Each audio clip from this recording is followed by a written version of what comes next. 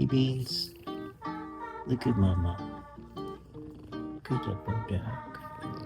Hi, sweetie. What you doing? Oh, baby. Oh. Here, take that. Why are you running? This is my brother's kids do when someone hands them a phone. They just run out in circles. Okay. Let's see if I can get a latte art for Allie this morning. Oh, wait. I'm so sorry about the view, guys. I clean on Mondays. There's stuff in the strainer. Oh, it's okay. They don't I'll mind. take it over here.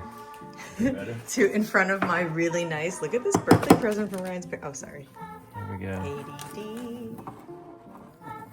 Swirls, swirls, swirls. All right. Oh, gosh.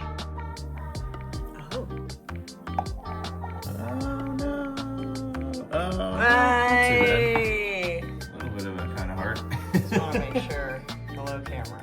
A little bit of a kind of heart. You tap it, and you go down a little bit. You can kind of see it. There you go. Yeah, did you guys know if you tap your screen, you want it to be brighter, you drag your finger up? Wow. Get it, ducks. Oh, there, got one. Oh, get it, doggies. Give me that. Give me that. Good girls. All right, how's it going, everyone? Welcome to another daily vlog. This is vlog number 7. It's May 5th, and this is the 7th day in a row that we've been doing daily vlogs. We made it a week of doing videos every day. So hopefully you're enjoying these videos. It seems like most of you are from the comments. It seems like you are enjoying these videos, and thank you for the kind words in the comments. It's definitely motivating us to keep making these daily vlogs. And it's a lot of work, like to film, edit, and post a video all in the same day. It takes quite a lot of work. So any encouraging words from y'all definitely motivates us to continue with these videos. I'm currently sitting outside of our UPS store address. This is where we get all of our packages delivered if we're buying wholesale and stuff. I recently purchased a wholesale order, and one of the t-shirts was dry rot, which if you don't know what that is, I'll show you in a second. But one of the shirts was dry rot, and the seller, being a good, genuine seller, said, hey, sorry about that. I'm going to send out a little care package for you guys. So I think that little care package is there. So this is the shirt that was dry rot. It's a vintage. This is only going to happen on vintage black t-shirts from the 90s typically, sometimes in the 80s too. But dry rot is just when the black dye that they used back then is sulfuric, and it breaks down the integrity of the fibers of the cotton. So like if you take the shirt and you pinch it and you give it a little rip, see, it rips. The fabric just rips. Most cotton shirts aren't gonna do that, and this one just rips like that. So shirt is dry rot. Unfortunately, if you were to like put it in the washing machine, it would probably fall apart. So always dry rot test your shirts. All right, little care package. Let's see what we got. Got a white t-shirt. What do we got here? Oh, Jurassic Quest. This is actually a shirt that was supposed to be in the lot that he forgot about. I forgot about this one. Jurassic Quest, got that one. Cool. And then what is this here? We've got a size large. It's a black thing. Africa shirt. This is probably 80s, maybe like early 90s. That's pretty cool. Being from Africa myself, I do love this shirt. I was born in Durban, South Africa originally, and we moved to America when I was 5 years old. But I am originally from South Africa. And then we got another one here. What is this? The Comic Book Legal Defense Fund. That's pretty cool. Size extra, extra large. Is this a graffiti shirt? It is. It's a graffiti graphic right there. 90s. You know, okay. This shirt feels dry rot. That's gonna suck. If this shirt is actually dry rot, that's gonna suck. I'm gonna test it right now. There's a few different ways to test for dry rot. You can pinch the fabric and tear it, or you can separate the fabric at the bottom.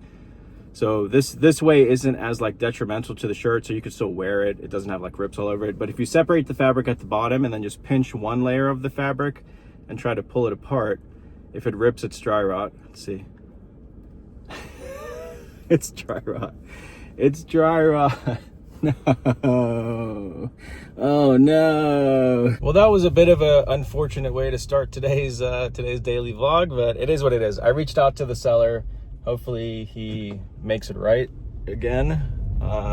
Yeah, dry rot, man, it's one of those things. It's annoying, but it does happen. I actually did a full video on dry rot, which I'll do a little link to that video if you want to go watch. I go pretty in depth in it.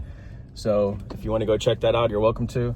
But right now I'm going to Goodwill. I'm gonna go to Goodwill and see if I can find some stuff to flip online. It's 11:39 a.m. on a Monday. So we'll see how this Goodwill does. All right, Goodwill, here we go. Gigantic Goodwill retail store.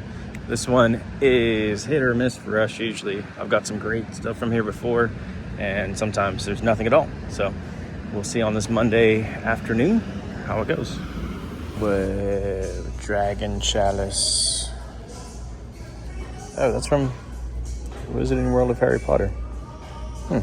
That's cool. That's not bad. It looks like it's worth about $25. So, not terrible. I'm gonna leave it for somebody else, but it's not a bad little buy for $5.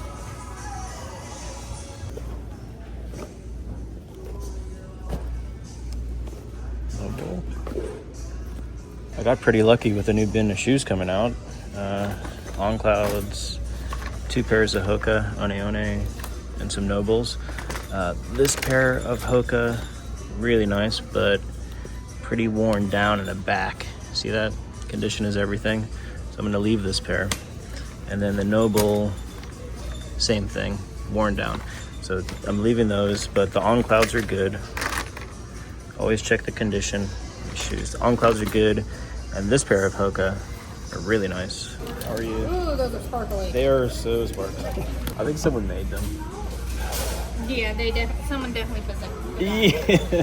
Well, today was definitely a shoe day. I did end up putting quite a few of them back just because of the condition issues, but I kept the Hoka shoes. I kept the Lems, even though there's a little bit of wear right there. This is a really good brand. People seem to like them. There's not a whole lot of wear on the bottom, just that little like paint coming off there. I kept the On Clouds. The condition seemed to be okay. And then I took a shot on these crazy things. Look how blingy they are. Someone made them. They're FAMU. They were $12. I don't know what the rules are about listing like custom made Crocs on eBay, but I saw them on Etsy, and someone had them listed. I think they were like $150 or something. So I don't know if I'm allowed to list them on eBay. I'll have to check and find out, but it's worth a shot for the $12. So total spent $47 on 4 pairs of shoes that I do think I'll do well with. Also, just a quick update. The seller that I bought that dry rot shirt from, he's making it right. And I just wanted to say, like, I totally understand if you're a new seller and you don't know about dry rot, or you don't know how to dry rot test. He said he washed them and he thought that was a good enough test for dry rot. But I've had shirts that are like washed a lot, faded, and they're still dry rot. So you have to do that pinch test. You have to test the integrity of the fabric to make sure it's not dry rot. So hopefully that helps some people out. I'll always give the seller the benefit of the doubt to begin with. I think it's crazy when people like automatically blast a seller. Like, I could have got that shirt and then been like, tag them and be like, this is a scammer seller. Yes, scammer sellers do exist, unfortunately. It's more prevalent in vintage. It happens a lot in vintage. But I just want to say, like, give the seller the benefit of the doubt to begin with. And if they're willing to make it right, that's great. If they're not willing to make it right, then sure, call them out and, you know, make sure that people know that it's a scammer seller, but at least give them the benefit of the doubt to start. All right, next on the agenda today, I'm sitting outside of the gym. I basically only have this gym membership now to go to the sauna. Today is a rest and recovery day for me. I played pickleball for 5 hours yesterday. I went for 3 hours in the morning and then came back and played another 2 hours with some friends. So my body is destroyed right now. So today is going to be like light weights and sauna and rest and recovery. Let my body have a bit of a break, and then tomorrow I'll probably play some pickleball. But I'm gonna go hit the sauna, and then we're gonna go up to the warehouse. A lot of stuff to do up there. Mondays are very busy for me, so a lot of stuff to do up at the warehouse. They see me rolling. How are you? Good, how are you? Good.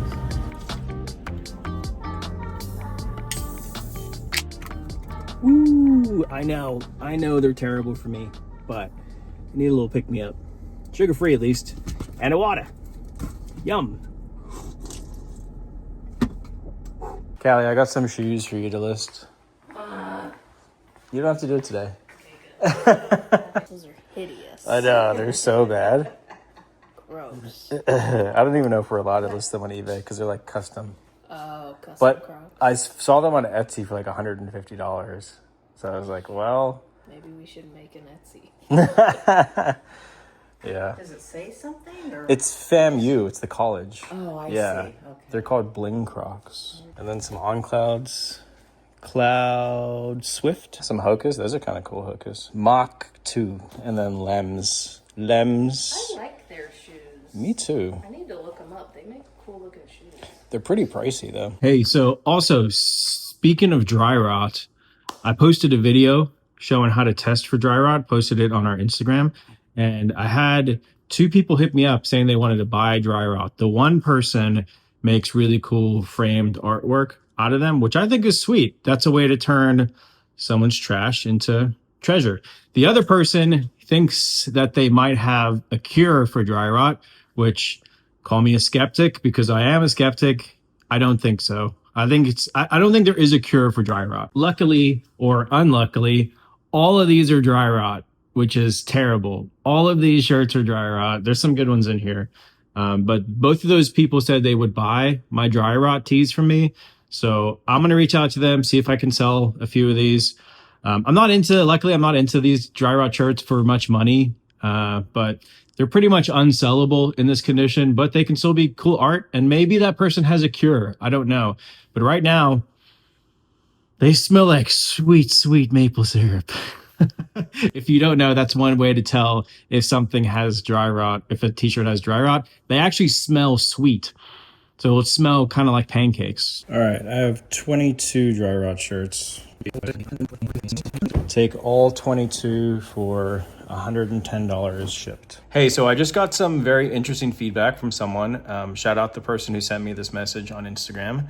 But it looks like there is a solution to unpaid items from Best Offer on eBay. So it's not the require immediate payment.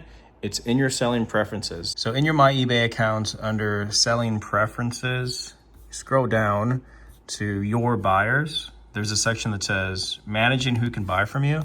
If you click edit on that section, there's block settings, which I used to have block settings. I'm not sure why I don't have those there, but there's this thing called buyer rules.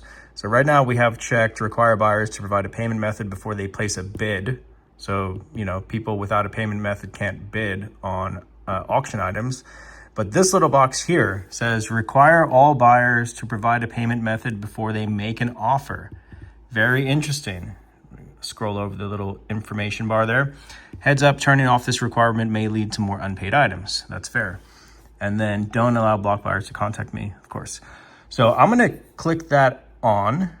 Require all buyers to provide a payment method before they make an offer. Now, the only thing I'm not sure about that is on sent offers. If we send out an offer and they accept it, do they still have time to pay for that offer? But let's find out. I'm going to turn that on, save it, and let's see what happens. And I can totally admit when I'm wrong. I didn't know that that feature was there, or maybe I learned that that feature was there and I just forgot that it was there and I didn't realize that ours was not checked off.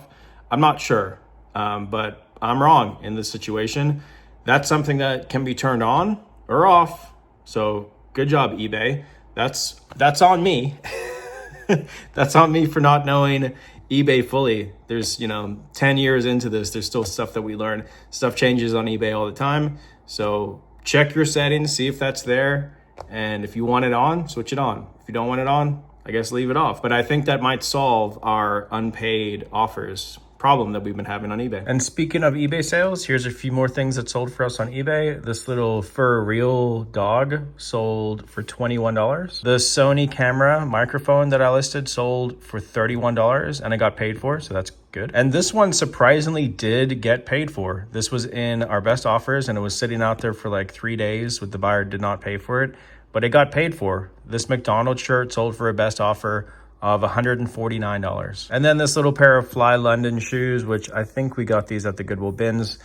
This pair sold for $34. Another new interesting feature that I love that I just saw on eBay is that it keeps track of your repeat buyers, and it'll actually show you the items that they bought in the past too. So like the buyer that bought that McDonald's shirt from us, they're a repeat buyer, and they also bought this vintage Rolling Stone shirt from us for $225. So that's pretty cool that eBay keeps track of buyers coming back and buying again. So one more thing I do want to address before we end today's vlog, and thank you all so much for taking the time to watch too. It does help us. It helps boost our channel. It helps us make a little bit of money from ad revenue, which is all going towards our build. If you're new to this channel, we're building a barn dominium on our 5 acres that we have out here in Florida. We're turning this into our house and our business. We have a 3,400 square foot house over there. And then over here, we have a 6,000 square foot warehouse.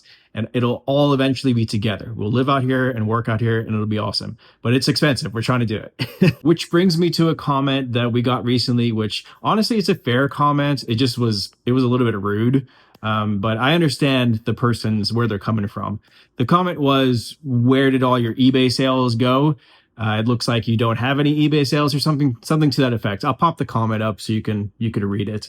But yeah, I mean, our eBay store, the Hip Lion store, that's our main public eBay store where we like sell our thrift finds and stuff like that. That store currently does about $100,000 a year in sales. It's not a lot of money, especially when we have a lot of expenses.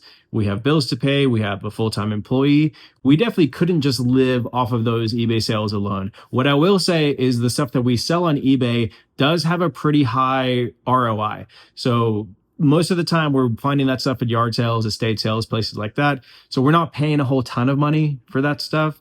But again, the sales are pretty low on that store. And the main reason why is because we have shifted a lot of our focus to Whatnot. And through our Whatnot account, we've put over $1 million worth of sales just through through our account, and also selling on other people's accounts combined together. We've done over $1 million through there. So that's where a lot of our like reselling revenue comes from. But there's other sources too. Like we also wholesale stuff out. We'll do direct deals with people through places like Instagram. We have like a whole list of customers where we can sell our higher end t-shirts to. So because we've been doing this for a very long time, let's say we get a shirt that I know is worth, a couple $1,000s. It doesn't make sense for me to put that item on eBay and take a fee hit. It makes way more sense for me to reach out to a customer who I've sold to in the past, who I know has the cash, and say, hey, I'll give you this shirt, straight direct. And then they can pay us direct, like through Zelle. So we have like multiple revenue streams coming into our business.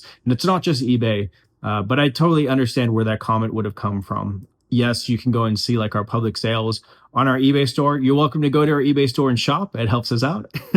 But definitely, we're not only living off of that store's revenue. Hopefully that makes sense. Hopefully that answers that question. I don't usually like to address like trolley type rude questions on this channel, but I wanted to address that one just so that people know that we're doing okay. We're not struggling. I mean, business is business, but we'll be all right.